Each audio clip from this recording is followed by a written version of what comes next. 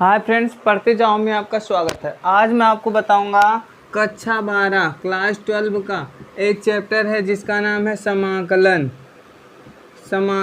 इसका कुछ फॉर्मूले पे सवाल बता दो। जैसे समाकलन को हम इस तरह से लिखते हैं, अगर किसी का भी समाकलन जैसे x dx का समाकलन निकालना है, हमेशा समाकलन के आगे जिसका निकालना होता है उसके आगे dx लिखते हैं। अगर जिसके सापेक्ष निकालना, अगर यहाँ पे y होता तो हम dy लिखते हैं, अगर यहाँ पे z होता तो हम dz लिखते हैं। ठीक है, अब देखिए ध्यान से। अब जब हमें किसी भी संख्या का अगर इस तरह से दिया हो, अगर उसकी घात जब कुछ नहीं होती तो 1 होती है, तो आप क्या करोगे, उसकी घात में 1 जोड़ दोगे। उसकी घात में क्या कर दोगे, आप 1 जोड़ दोगे और उसकी घात जितनी रहेगी उसको आप उतार लोगे, तो ये हो जाएगा x² में 2।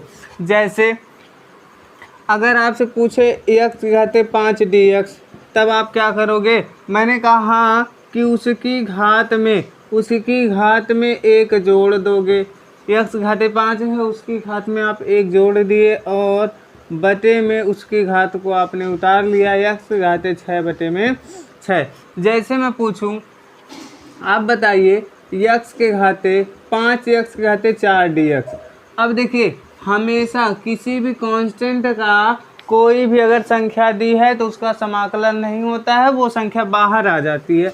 तो इस संख्या को आप बाहर लिख लो और इसका समाकलन करेंगे। जब आप, मैंने कहा था घात में 1 जोड़ देते हैं, x⁻4 और 1 जोड़ देंगे बटे में, अब घात को उतार लेते हैं 4 + 1, तो आपका हो जाएगा 5 × x⁻4 5 बटे में कितना हो जाएगा 5। ये 5 से 5 कट जाएगा, ये हो जाएगा x⁻5। यानी कि इसका समाकलन क्या आएगा, x⁻5। ठीक है, अगर कोई भी संख्या दे दे जैसे 2x² dx, तो संख्या का समाकलन नहीं होता है, ये कांस्टेंट है, बाहर हो जाएगा। इसका मतलब हमें x² dx करना है, तो बराबर हो जाएगा 2। अब बताइए, निकालते समय हम उसकी घात में 1 जोड़ते हैं और इसकी घात हमेशा उतार लेते हैं। 2 × x⁻3 हो जाएगा, बटे में 3 हो जाएगा, तो इसका आएगा 2/3 x³। ठीक है, ये संख्या वाला समाकलन अब आप मुझे लगता है कर लोगे। ठीक।